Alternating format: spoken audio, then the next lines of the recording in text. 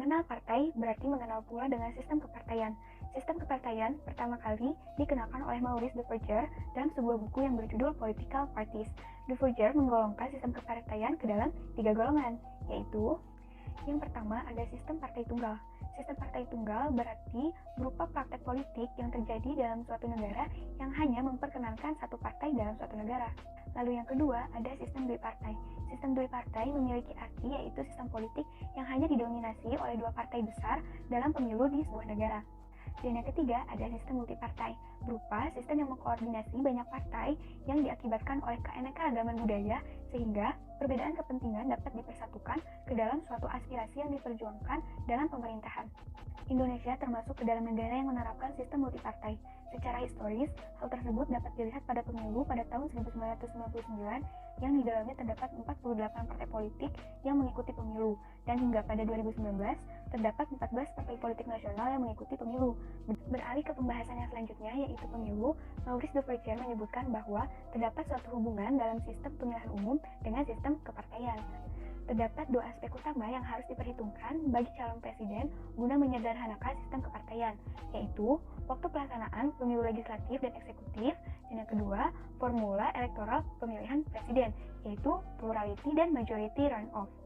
Dalam formula plurality memiliki arti bahwa dalam pelaksanaan pemilu hanya berlangsung dalam 1 kali putaran saja, sedangkan dalam sistem majority runoff yang digunakan Indonesia dalam pelaksanaannya dibutuhkan sekiranya 50% bagi calon presiden untuk memenangkan pemilu, dan apabila tidak ada yang menyentuh angka tersebut, maka akan dibuat putaran keduanya. Dinamika politik di Indonesia sangat panjang sejarahnya. Maka dari itu, dinamika politik di Indonesia terbagi ke dalam 3 masa, diantaranya yang pertama, politik pada masa Indonesia sebelum dan sesudah merdeka.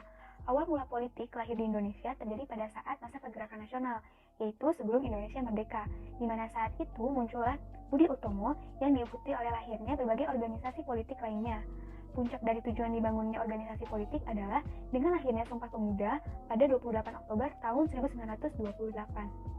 Maka berawal dari mulai itulah, bentuk organisasi politik tersebut berjalan selama puluhan tahun dan membuahkan hasil, yaitu berupa kemerdekaan Indonesia yang diproklamasikan pada tanggal 17 Agustus tahun 1945. Yang kedua, ada politik pada masa Orde Baru. Orde Baru dimulai pada saat Jenderal Soeharto menjabat. Masa Orde Baru, ruang publik sangat dibatasi, seperti contoh penutupan tempat penerbitan surat kabar dan penahanan aktivis-aktivis tanpa adanya persidangan ataupun alasan yang jelas. Namun dalam sisi positifnya, dari hal itu, lahirlah aktivis-aktivis demokratis yang menuntut ketidakadilan. Hingga pada saat itu, maka masa Orde Baru pun berakhir. Dan yang ketiga, ada politik pada masa reformasi hingga saat ini. Dengan berakhirnya Orde Baru dan diganti oleh era reformasi, serta pengangkatan B.J. Habibie sebagai presiden menandakan bahwa politik di Indonesia telah memasuki babak baru. Perubahan mengenai pembatasan ruang publik dimulai dengan disahkannya Undang-Undang Nomor 40 Tahun 1999 tentang pers.